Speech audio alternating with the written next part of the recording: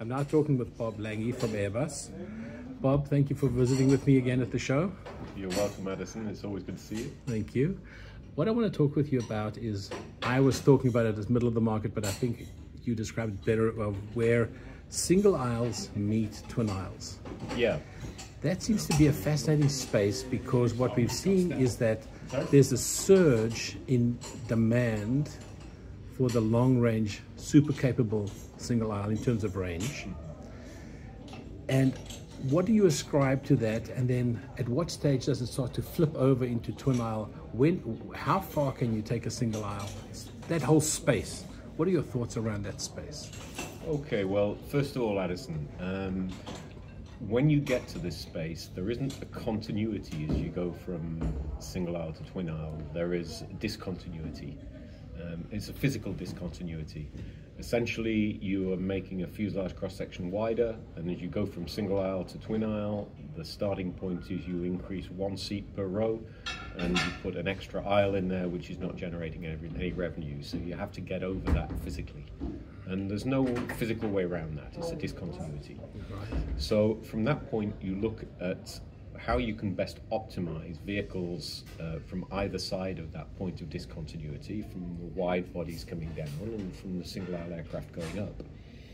One of the things we've done with the 321neo in its different variants, notably from the Airbus Cabin Flex, where we were able to remove a pair of large doors of the aircraft, put in overwing exits, and gain more revenue cabin space in the aircraft, was to be able to increase the seat count of the aircraft in all configurations, not just high density ones.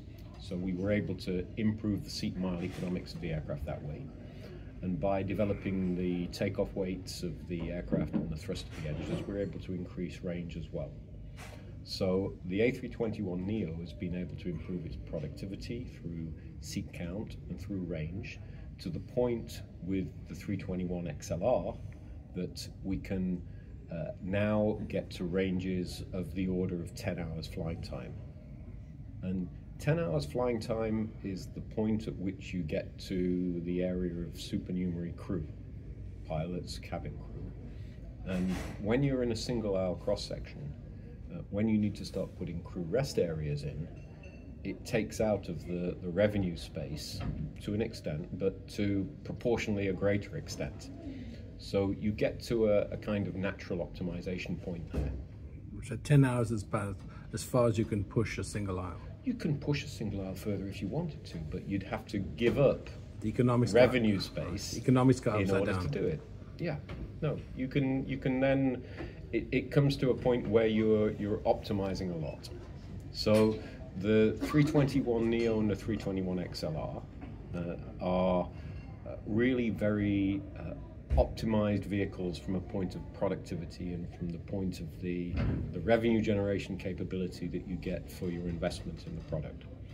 And that's one of the reasons that both the basic 321neo and the XLR have attracted orders, have attracted customers towards them. And of course they benefit with the commonality of the 320 family and the simplicity of introduction in existing 320 fleets. Right. So it's an easier step for airlines to take to move into that. So it's providing flexibility, versatility, optionality, if you like, for airlines to expand their networks, to open new routes, and to, at less risk, open up longer range routes. Right.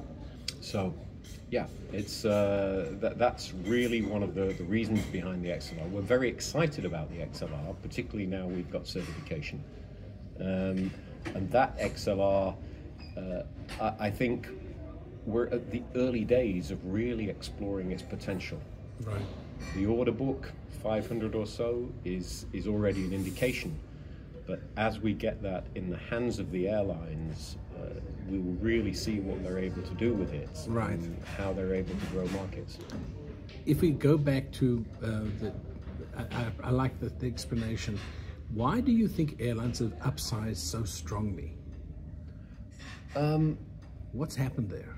Was it before COVID that it was like this, but post-COVID there seems to be a sharpening in the trend? There seems to be this burst of of market interest in a 200, let's say approximately a 200-seater long-range single-aisle airplane? It's driven by the capacity, but it's also driven by the seat mile economics that the vehicles that are available it can give, and that creates a competitive dynamic that is encouraging to people towards that unit size.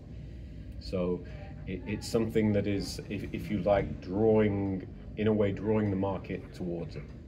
So it's a build it and they will come. I wouldn't have said that before we did it, but what we can observe, the order book speaks for itself. Right. So in a way, it's been a tremendous success. We're very proud of that, and we see. Well, I think you also got lucky, right? There's the competitor in that space just isn't there. You can put it that way. I tend to think that with a competitor there, it still stands up very well. Sure. And time will tell, because the competitor will be back. The competitor needs to be back. We're a market that needs competition. Right. So we'll see. But I think we were happy with the choices that we made before what happened. Right. Just a quick word then on the wide body space. Do you feel that you used to have a 380? There used to be a 747. How do you see the sweet spot in the wide body range? Well, it's interesting you asked the question that way, because again, we look at the developments of markets and developments of networks and hubs, and we see a number of players who are emerging and growing. We've always said we see the center of gravity of the world markets, particularly international markets, moving eastwards towards Asia Pacific, eastwards from where we're sitting here in Farnborough, at least. Right. We've seen the growth through the liberalization of those markets, of the emerging hubs in the Middle East, in Asia, in India, and the growth of those carriers. Those network evolutions provide competition across networks.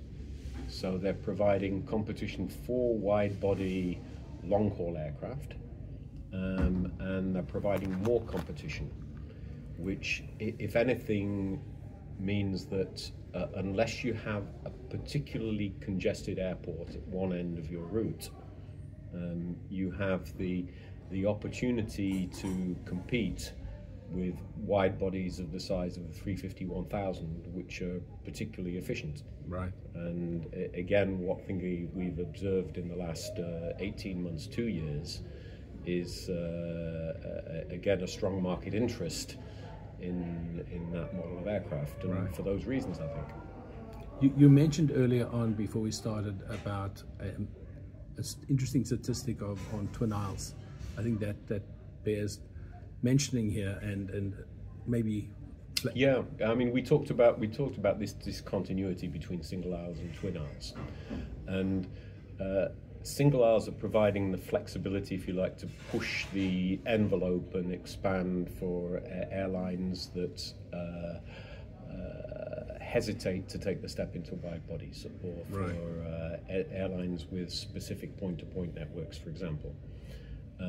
But for airlines that are operating wide bodies for long haul or for cargo, they equally need to optimize their networks. They need to optimize the utilization of their fleets, and that involves balance, and it involves a balance of short haul routes and long haul routes in order to get that daily utilization up and use the assets the most effectively and productively.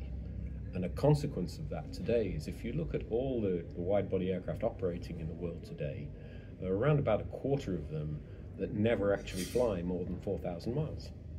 That's an incredible statistic. And, you know, you can fact-check that, but it's of that order. And that's not because these are dedicated fleets that only do that. They're parts of sub-fleets, but equally, The longer range aircraft are also operating on short range sectors as tag ends, as ways to improve that daily utilization. Right. And they're operating markets where they need to operate because of the value of the cargo they carry in their belly, in addition to the passengers. And that is something the wide bodies bring, the single aisle aircraft with the best will in the world don't bring to that extent. Fascinating, Bob. Thank you so much. You're welcome.